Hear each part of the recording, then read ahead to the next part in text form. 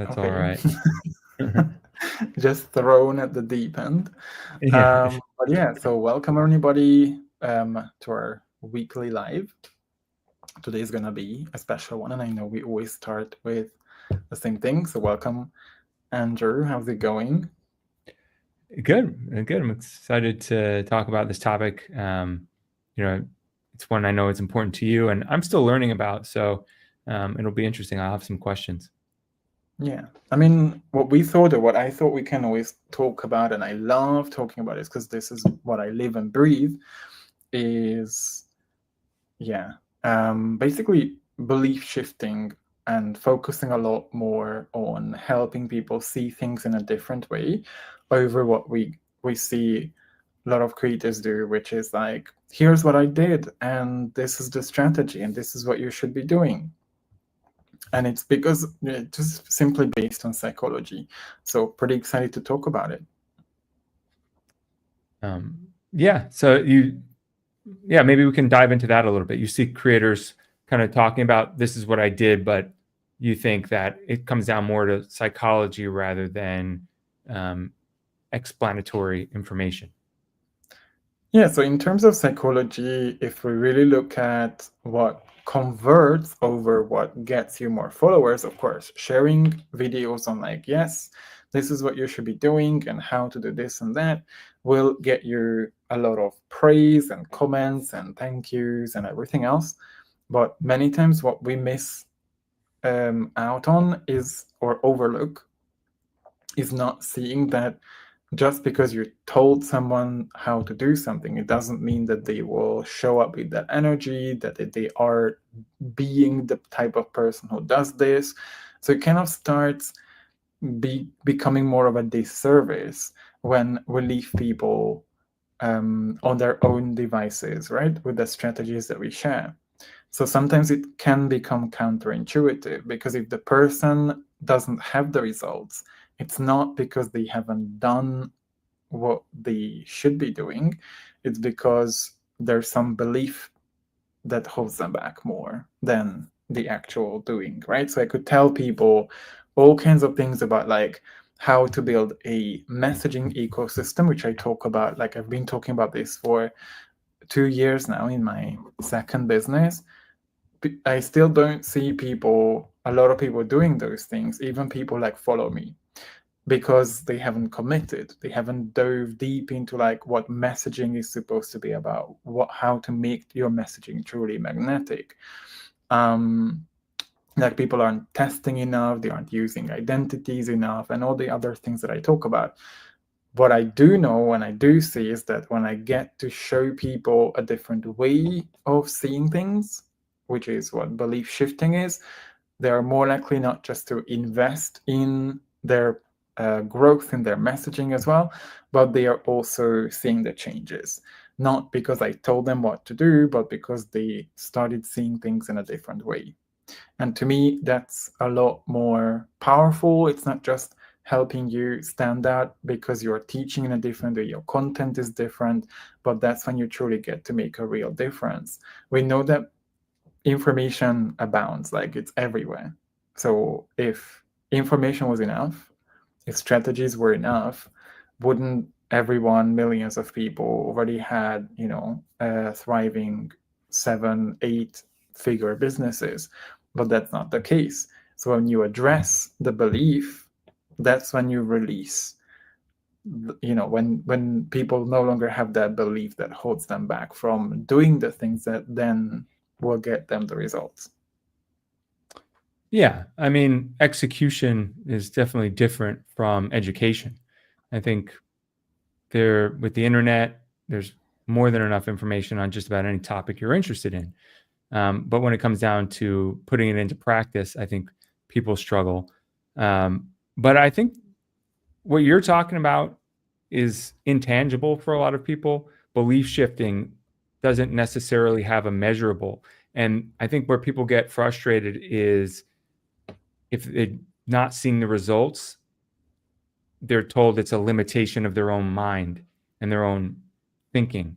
And I think that can be, frustrating. It can feel condescending and it can, make people think it's woo-woo. I think that's why a lot of people who maybe are interested in shifting their beliefs, maybe they have some trauma, but they don't necessarily have a good experience in the past with it.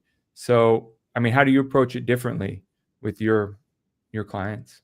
Yeah, so definitely not from the energy of condescending, right? The goal is never to like prove other people wrong. It's you coming in with your own experience, your own perspective on things, and really showing people how what they believe, what they assume to be true, is just a belief. And it could be something like, let's say, somebody wanting to make like content, but they are like, oh, but I'm afraid of the camera. And I would just come in and say, are you afraid of the camera? It's like saying that you're afraid of like this cup. It's just an object. Is it not more about the fact that you are afraid of messing up your videos, or you can't lean into the discomfort of recording? So you would direct people's attention to what the actual core issue is, what then your program is, what offers them a solution, for example, right? So if that's the only block that people have, if I keep sharing posts on like, yeah, how to create the best videos ever, but if somebody says, yeah, but I'm afraid of the camera, no matter how many tips you share about that, they won't be able to implement it until they address that issue. So it's less about being condescending or less about telling people you need to believe what I believe, otherwise whatever. It's more about really showing people how their beliefs are flawed, and that's the way I teach it. So it's coming in from the role of a guide or a leader who says, are you really sure that that's not just a belief? Is that really the truth? Is that really the reason you can't do or can do something? And that's gonna make it a lot more value when you show someone a different way of looking at things than if you just share something big with Google or ask ChatGPT about. Right. Yeah. So it sounds like you solve a problem at a deeper level of the hierarchy. It's where a lot of the content out there is casting a wide net meant to reach a wide audience and say, like, here's how you can make your videos look better. You're going levels deeper, and to why people maybe have anxiety or fear around creating that very content, because as you say, without resolving that, the tips at the surface level are not going to be of any use to them. So yeah, I can understand that. How does one like yourself run a business where you can invest the amount of time that is necessary? Because it sounds like it's therapy in a sense. So I would imagine that would be a lot of time and investment on your part per client. So yeah, I'm not sure about the therapy part. Well, I mean, if somebody's got fear around creating content, I think that stems from something. Fear of public speaking, fear of judgment, fear of failure. A lot of times these things are traced back to childhood, parents, things like that. So, if you've got a critical parent that you were raised with, I think sometimes you have to unpack that in order to be comfortable putting yourself out there publicly. So I would imagine you'd come up against that kind of stuff with your clients. Like if you're trying to uncover what it is that fear, where that stems from. So that's why, like, what I specifically focus on is more coaches or healers or guides who they do it, it's their profession. They literally help people solve problems that are a lot more underneath, right? So, like, I have one of my most successful students. He's like such an action taker. He got like his second one-to-one client was like a 3K euro client, which was amazing. And it was through belief shifting content. And what he's dealing with is who he's helping is basically men in their 20s, 30s, 40s who have difficulties in their relationships, their professional life, because they don't feel good enough, because they have this like I'm a flawed masculine because I don't have a six-pack, I'm not jacked, I don't have whatever. And simply showing people how that's not the reason you don't have it. Like, you define your masculinity, for example. He was able to get people in his DMs and say, I'm sold, like, where can I pay? And again, we talk about 3K clients, which is a great thing to have as a second client. And all he needed really to understand was that just talking about his own stuff, his own methodology, wasn't the thing that gets people into their DMs. It's really what we call soul piercing content that gets to the root of things, and it shows people what they weren't willing to see before, which to me, there's no higher level of value that somebody can provide someone. But it doesn't necessarily have to be like requiring therapy. Like, I know, for example, my business coach talks about this whole idea of like the less you do, the more you make. And he built an entire funnel and an entire like 3-day challenge around this whole thing. And then his goal is to kind of show us that when you build a system, when you build a business machine, you're able to leverage less of your own time and energy while making more money and making impact, right? To you, this might not sound like belief shifting because you already know that it's not your money. The money you make is not related to how much time you spend working as an entrepreneur, but as someone coming out of corporate, this would be a huge belief shift, right? So this would be just an example of how that works. And it's simply around, it's not necessarily expecting someone to consume your content and all of a sudden say, yes, I'm releasing this now, right? But it's about peeking holes there. Like, say, okay, the reason you're stuck is not because you haven't done these things.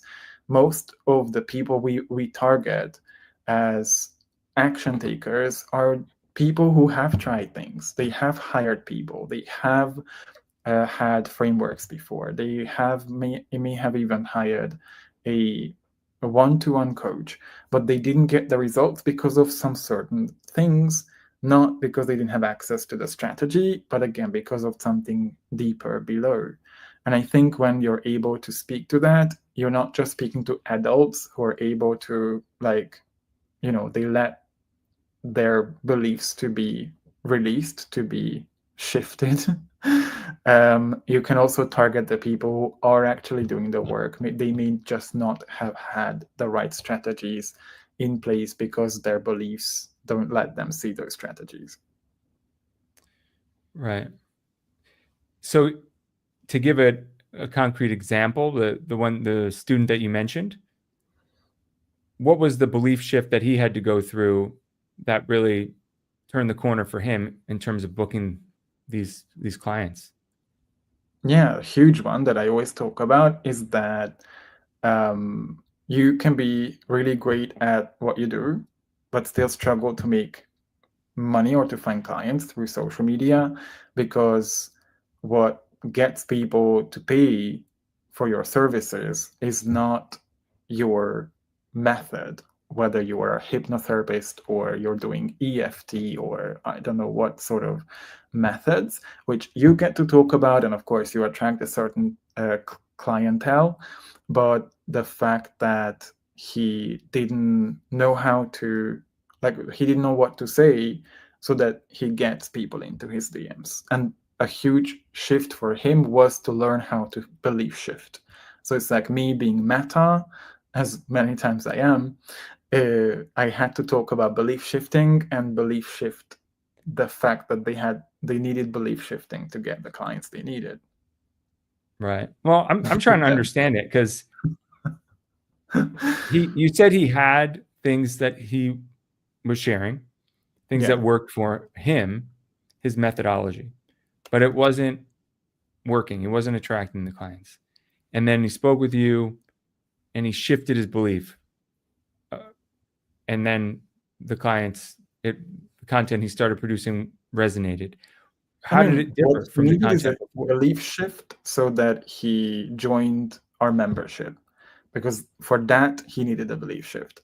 The membership is basically that I built a case for using that belief shifting, right? Saying that you don't need more copywriting courses. You don't need to just keep on churning out content. If your content that you've been putting out there for over 3 months hasn't been working, again, I'm belief shifting this way. What makes you think that the next pieces of content or your next 3 months would be any different? What you need is to go deeper into your messaging and see how you could create content that actually is focused on conversions and not just getting more followers or people, right? So what he needed to have a shift around is the fact that what he was doing came from a belief thinking that he just needed to talk about more of what he's doing and that will get his clients, which is what many people do. That's not what's gonna get you a client. When ultimately what your client needs to do to trust you, not just as a person, as a human being, but also as the authority, is your ability to demonstrate that you know what they are going through, that you know that what they are struggling with, and you can put them into the right words that will resonate with them in their language, that their filters allow to get through, because many people see all these tips and strategies and everything, it just doesn't get through there. They don't register as information because we have so many subconscious filters. And then he was able to get the client on board. Right. Well, it sounded like he was taking more time to really think about how to communicate with his customers, the ones he was trying to reach, versus just sharing, information. He started to think about, how do I get through to this person? And yeah, I suppose that could be a belief shift in terms of valuing communication and really understanding human psychology and human behavior. You talk about belief shifting, and it's funny because I've been kind of going around different books that I've read over the years recently, and it's funny how they strike you differently as time has passed. And I think that is because our beliefs do shift over time. We do kind of drift into a different mindset through our experiences, through our own self education, and things that maybe resonated for us in the past may not, or things that we just weren't ready for in the past may now be something that resonates. Which I is think we all go exactly through that. why creating content for the person who is ready to receive it is so important, right? Because I cannot talk about, I'm not talking about messaging to someone who just started posting content for the first 2 months of their social media presence. They obviously haven't got to a point when it feels painful enough for them not to see results. And they are still in their belief of saying, yeah, all I need to do is just consistently post like 5-10 times TikToks, and then all of a sudden there's going to be like 10K clients showing up in my DMs. They need to have had enough experience to say, oh, this is not working, for them to say, oh, why is it not working? When I speak to that, then I'm going to be able to belief shift and really show them how what you've been basing your whole strategy on is a belief that you just took on, believing because you heard it from someone, assuming that it's the right thing to do. Right. So I think, well, if anybody's listening and say, okay, so how do I do this, right? In my content, it really starts with understanding your ideal client's world right now, who is a few steps away from investing, who's in there suffering, who has a problem or a few specific problems that you can solve in your product or services. What do they believe or assume to be true? What are they told by industry gurus who they register as authority and they just blindly believe them? What are age-old industry norms that are no longer true, but the people still keep on following it? For example, for my client who's working a lot more with ego and nervous system regulation and stuff, somebody who's still at the level of like Carol Dweck's mindset ideas, who thinks, oh, you just have to change your thoughts instead of, or without considering the nervous system, which is a huge part of, I don't want to go into the details, but we know now that you cannot just like change your thoughts if you have an unregulated nervous system, things like that. So age-old industry norms, what everybody is doing that you think is the right thing because everybody else is doing it without ever questioning, or authorities that have been repeating something so long that you just believe them because they are the authority and because they are repeating it, right? Thinking of, should you base your entire business based on everything that Alex Hormozi is sharing, or is there another way to do things, right? Because he obviously has a different business model than, for example, a lot of my clients. So these are things that to your prospects, to your audience, this might not be as obvious as to you as the expert. You see the world, you see the space, you see what's wrong, what advice is not helpful, and you get to be the thought leader who says, this is wrong, this is what you need to focus on, and here's why. And you build a case around that. And that's where you show people how your stuff is different from what they would think is the way to go. Yeah. There's plenty of outdated information out there, especially in our space. Things are changing fast with AI and with pay-to-play models now. I'd see Gary Vee comes up in my feed all the time, and on Instagram, he was always saying, post daily. You got to post daily, post 30 days straight, and then see what happens. And but that's he's been just saying that for like 30 years, right? I mean, I'm sure 15 years Just ago, jab. it was relevant, and because I think about, I like started a blog back in like 2006 or something like that. It was like I posted a few articles on relationships, and I started getting people sending me free materials and things, like free products. Is that the word I'm looking for? Products back then. And I like was hardly even posting at all. I like was posting like once a month on this like barely visited website. But there were no metrics back then. There weren't tools for the people who were sending out these free products to really know what your reach was, right? And so this whole industry has grown around that. And somebody like Gary, who like grew an audience back, when just posting a video on YouTube was enough. I think he's still operating by that playbook. So I think there's a lot of outdated information out there, and that's just one example. Hormozi and these guys, a lot of them, they tell you to do something they're not doing. I mean, he doesn't even do his own content, right? Like they hire people to film and edit and post for them. I think he said he spends like 2 hours a month on content. He just films like one day and then, or 2 days, and that's it. So I think it's just a different rule book. I mean, right, he's spending the context is always missing. he's spending like, I think, $20K a month on himself and another $20K on Layla's content.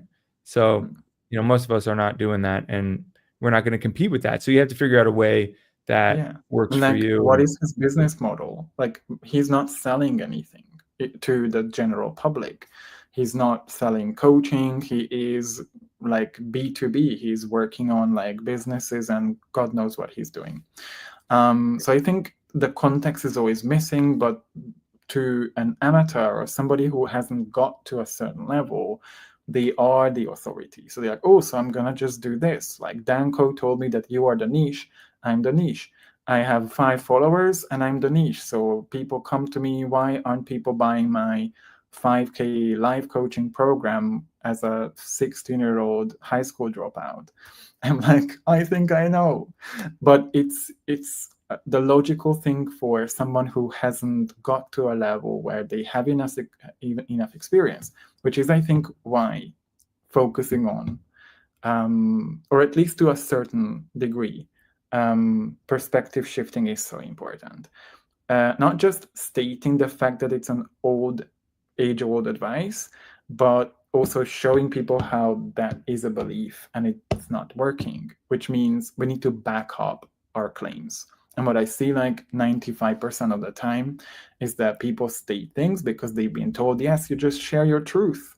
You just have to be honest and transparent and authentic. And I'm like, yeah, but you need to back that up, because I cannot just say there are three gods and everybody's lying about all the religions are lying to you. There are actually three gods or five gods, not just one or multiple ones.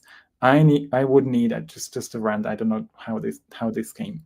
I would need to back this up. I would need to show people why I do believe that this is what is the truth, without making people feel that they are, making people feel like shit or feel like I'm trying to prove them wrong. But I would have to back up my case. Otherwise, I'm not an authority or a thought leader.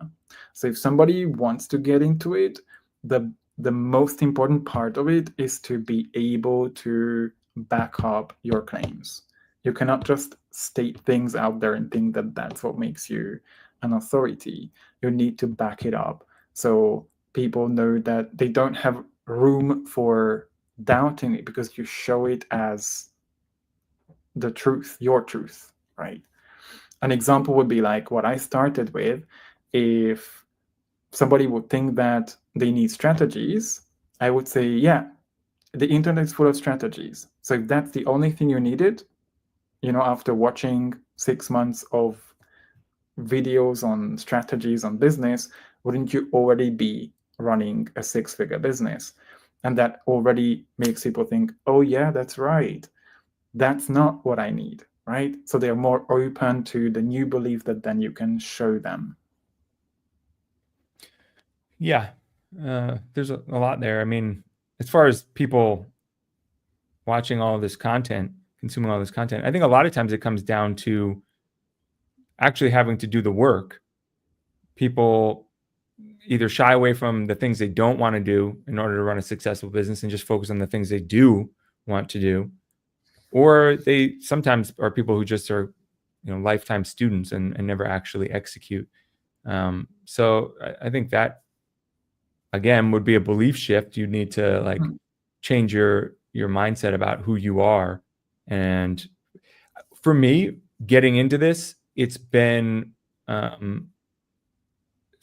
bit of a harsh awakening in sometimes, because I'm faced with the things that I'm not good at as well, right? Like I'm good at a bunch of things, but I also have weak areas, and it's often the thing you don't want to do that is the thing you need to do most. And having to really level up those skills can be a bit of like an ego blow, and I think a lot of people, that's when they quit. Yeah. Exactly. And that's why I think the goal isn't necessarily to believe shift the things that, like the fear around stuff and the thing that needs therapy, but the thing that holds them back from investing. Because when they are in your program, they showed you, they paid you, they know that that they're committed, you get to show them the way. So it's really less about what prevents them from doing the process and more like what prevents them from investing, so that you get to hold their hand and then show them the way. So the belief shift is about investing in themselves. Yeah, so the way I teach it is that you can think of, and this is how you kind of sell without selling, that you need to come up with a like a core belief or a domino belief that is ultimately what your program is about. Things like, for example, in my case, it would be like perspective shifting is the most powerful, effective, most impactful way to get new clients. And everything around my messaging is building a case for that. So instead of saying buy my course, I'm simply saying this is what's going to help you make the most impact and get you the biggest clients. So I'm not selling my course, I'm just telling people that yes, you want to learn more about this. If you believe that, you are on board with this belief, then here's my program. Right. Yeah, I think that's a more effective approach to sales. I think that it may be a slower growth or slower climb, but I think it pays off in the long run. You know, if you're just shouting at people like, take my course, take my course, take my course. Like, I think people have become intolerant of that. It's especially on social media now. It's hard to get away from. So Yeah, and also let's not forget, we don't want clients who still have so many limiting beliefs that we have to spend all our time removing them. It's more like, yes, there's a certain beliefs that my client needs to have before investing so that we can, they will get results faster. Because if somebody wants to build a business but they are still like, oh my god, but I'm so afraid of failing, that's like something that should have been addressed earlier. Depends on the program and everything else, but there's a misalignment there. So I think that's also why this is really helping. If somebody doesn't want to believe what I say, they can go, right? Like, there's other things you could do. do There's a you question qualify here them? we want to. Oh, Sorry. okay. I was going to ask if you qualify them then, just quickly, like. Yeah, your content qualifies them, right? Your messaging qualifies them in a way. No. Okay. So yeah, I'll let you read it. So how do you guys build trust with the people that are members and mentees, as in members inside our communities? Yeah, can you? I don't know if Will, you're still here. If you can clarify that. I think it's how do you build trust with people in your community, really? Like, how do I approach them? or how do you build? I mean, how do you build trust with them? I'm assuming when they are already members. Based on the fact that they are members, I would think so. But it does sound like you've been talking more about getting them to become members.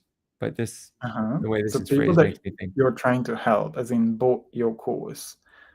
How do I build trust with them? Well, if they bought my course, they've already built trust, I assume.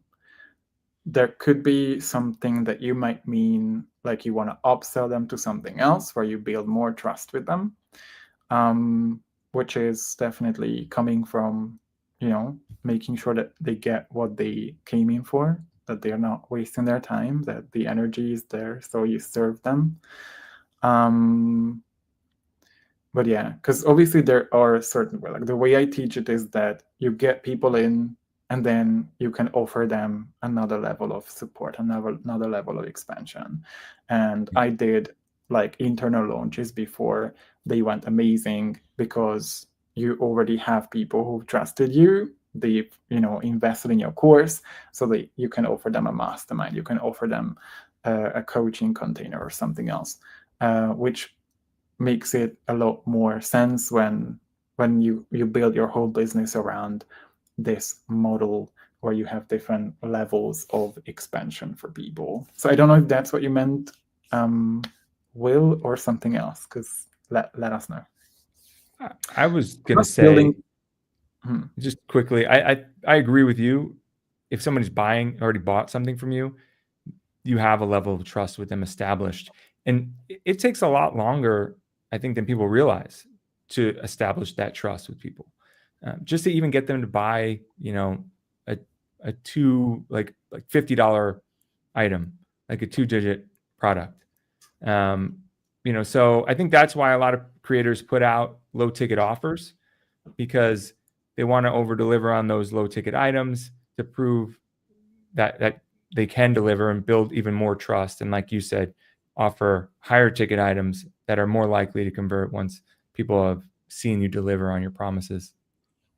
But I think it takes time and consistency to establish that trust with people. Once they know, like, okay, this guy's messaging is consistent. I've gotten some value out of his content. He's been around for a while. He's not just, going to disappear next month. And then they start to like poke around and, start messaging you and start asking about your services. Absolutely. And it's also, it takes practice on your side, as in, how do I show up as the go-to guide? So to me, I think I was going to say that the fastest way or the best way you could build trust is when you learn how to speak to your ideal client's current reality, what they are struggling with, and you can describe it as specifically and accurately. It takes time, trial and error. There's like frameworks for that and everything, so that they say, oh my God, how does he have, like, does he have a camera in my house? How does he know that? Because that already assumes in their mind, that subconscious communication, that you know the solution.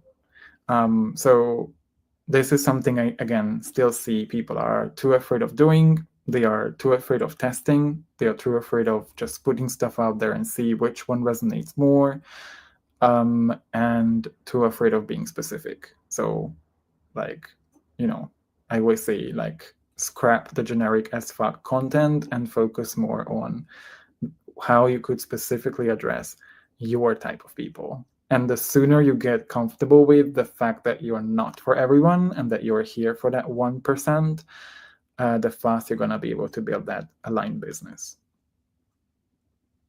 Yeah. And we're over time.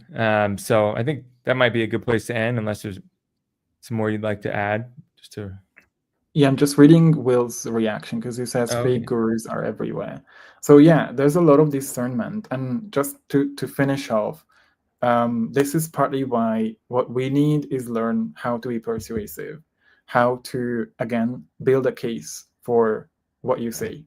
Because so many people are throwing words out there without any backing it up, which is, again, something I teach to all my students.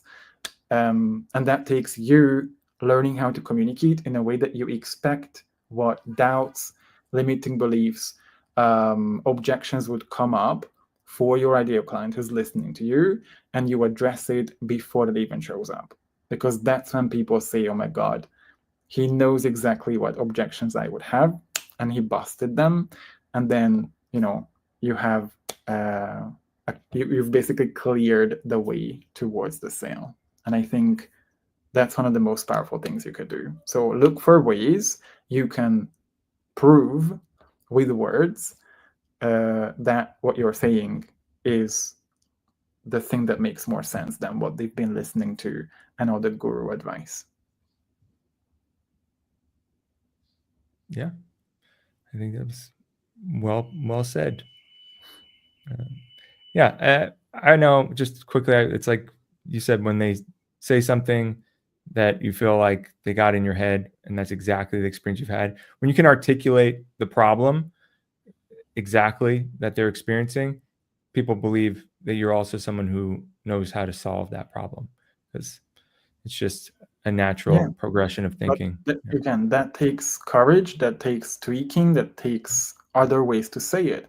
Maybe your client is, I don't want to like drag this too much, but perhaps your client says, perhaps what you are saying is, like, I'm gonna help you reconnect with your masculine, divine masculine, right?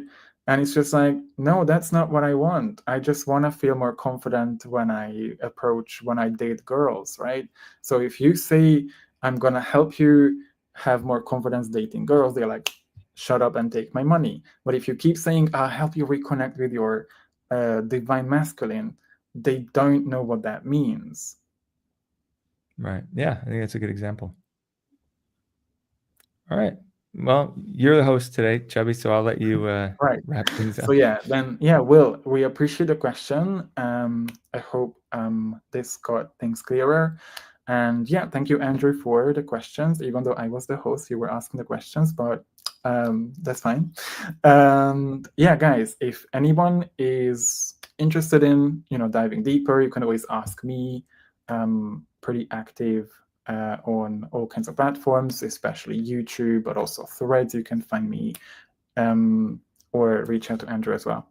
And yeah, we are experimenting with new times. So also let us know if this is a time that works for you guys.